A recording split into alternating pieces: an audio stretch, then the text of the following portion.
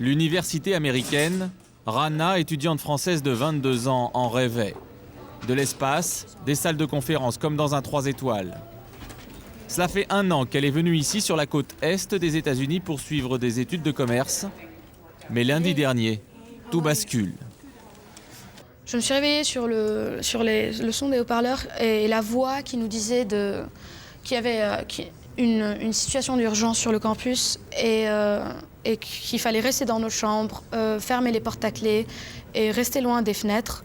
Et c'est ce qu'on a fait. En fait, notre curiosité, on regardait entre les stores, mais pas plus. Ce jour-là, l'Amérique va connaître l'une des pires tueries de son histoire. Le massacre de 32 personnes commis de sang-froid par un jeune homme qui semble à peine sorti de l'enfance. Il a 23 ans, il s'appelle Cho Seung. Sa famille est coréenne, il est arrivé aux États-Unis à l'âge de 8 ans. Et il laisse derrière lui des images qu'il a lui-même réalisées, des postures guerrières et un discours incohérent. Je n'ai pas fait ça pour moi. Je l'ai fait pour mes futurs enfants, pour mes frères et sœurs. Je l'ai fait pour eux. Comment une telle tuerie s'est-elle produite dans un des pays les plus sécurisés du monde? Tout commence par une énorme erreur de la police. Lundi, 7h15, Cho Seung tue 2 personnes dans les chambres de la résidence universitaire. Les enquêteurs croient à un drame passionnel et arrêtent un autre homme. Le tireur, lui, est toujours en liberté, armé de 2 pistolets. Il se dirige vers les salles de cours. Au même moment, ce lundi matin, Jamal, un étudiant palestinien, se rend tranquillement à la bibliothèque pour travailler sur sa thèse. Il est immédiatement frappé par l'agitation autour de l'immeuble. Voilà l'endroit où j'étais exactement.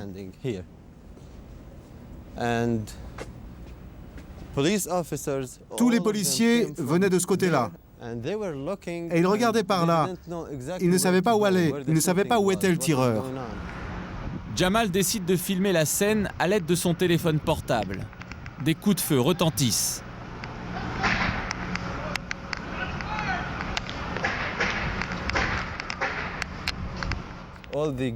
Les 26 tirs que j'ai entendus ont été effectués par le tueur qui était sans doute en train d'exécuter des gens.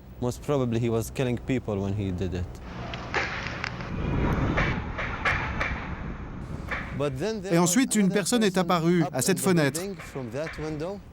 Et il était en train de leur parler. J'ai vu sa main sortir de la fenêtre. Et cette personne parlait aux policiers et leur disait que tout se passait dans le Norris Hall.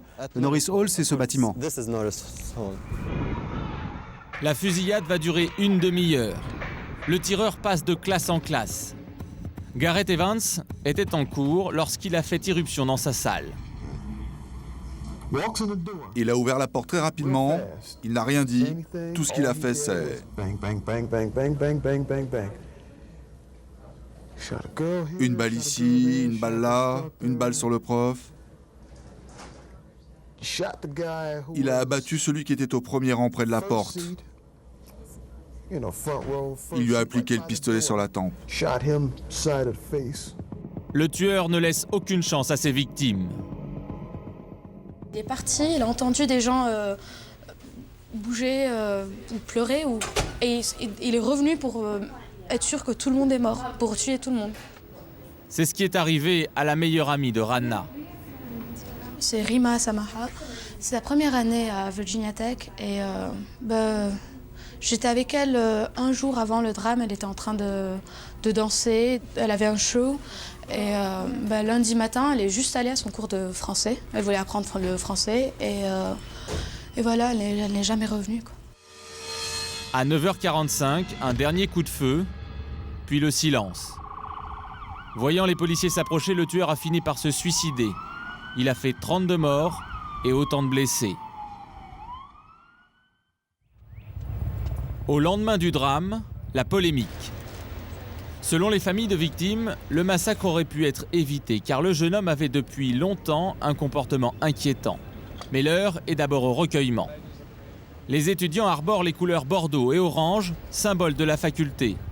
En hommage à leurs camarades et professeurs assassinés, ils ont improvisé des panneaux de condoléances.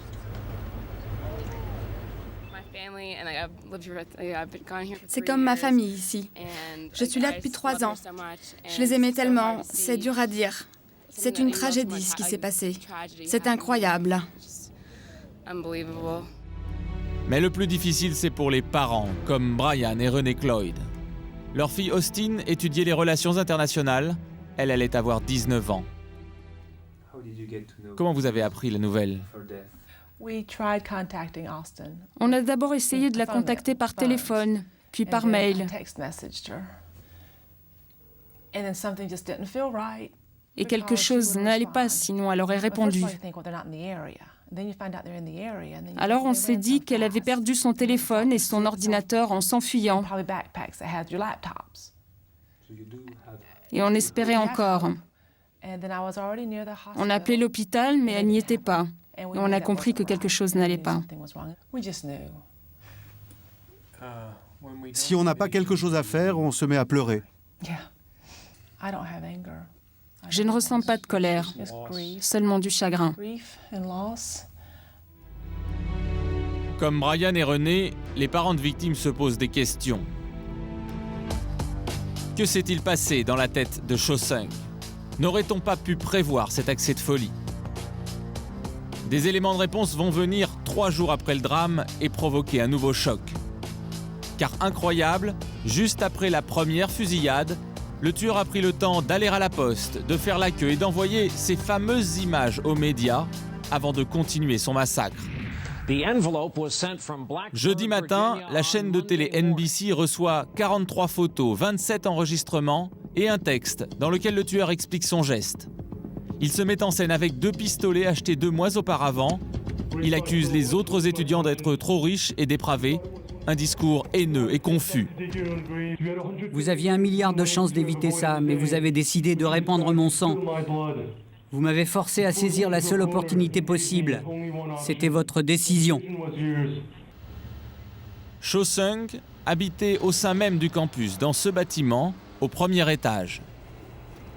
Son voisin de chambre, Grewar Karan, l'a vu le matin du massacre. Vous avez remarqué quelque chose? Je suis très surpris, je n'avais rien noté de spécial chez lui. C'est vraiment une surprise. Mais c'était quelqu'un de réservé? Il ne parlait jamais, il ne disait jamais bonjour.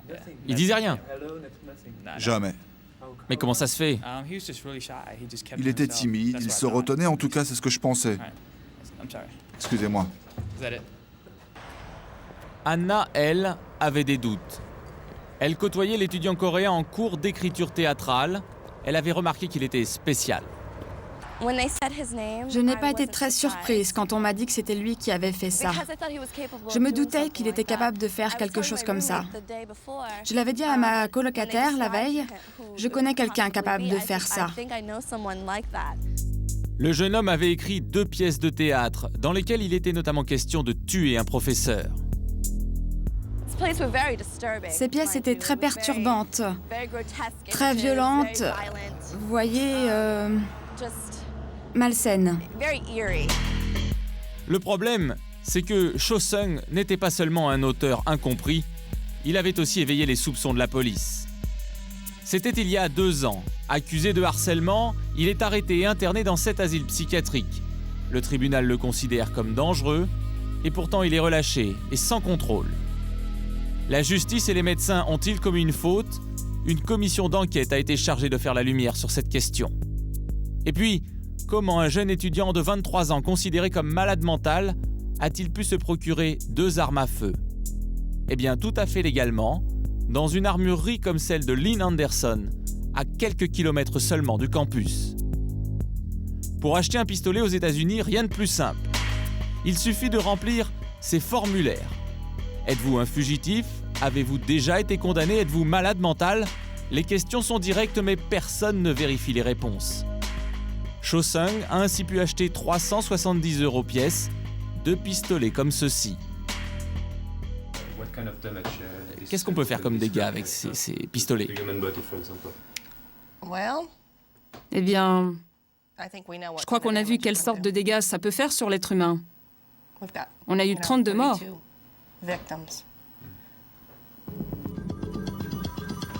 Pour autant, la patronne ne se pose pas de questions. Elle est submergée de commandes et ne voit aucun mal à cela. Vous croyez que la solution, c'est que tout le monde ait une arme? Je peux vous dire que si chacun en possédait une, vous y réfléchiriez à 2 fois avant d'entrer dans une maison par effraction. Si tout le monde avait une arme, et si chacun le savait, vous y penseriez à 2 fois. Mais vous pensez que les étudiants sur le campus auraient dû être armés pour se protéger? Je crois que ça aurait réduit les dégâts. Il n'aurait certainement pas commis ce massacre s'il avait su que tout le monde avait une arme. Depuis la fusillade, Lynn Anderson vend 4 fois plus de pistolets que d'ordinaire. Aujourd'hui, 220 millions d'armes à feu circulent aux États-Unis.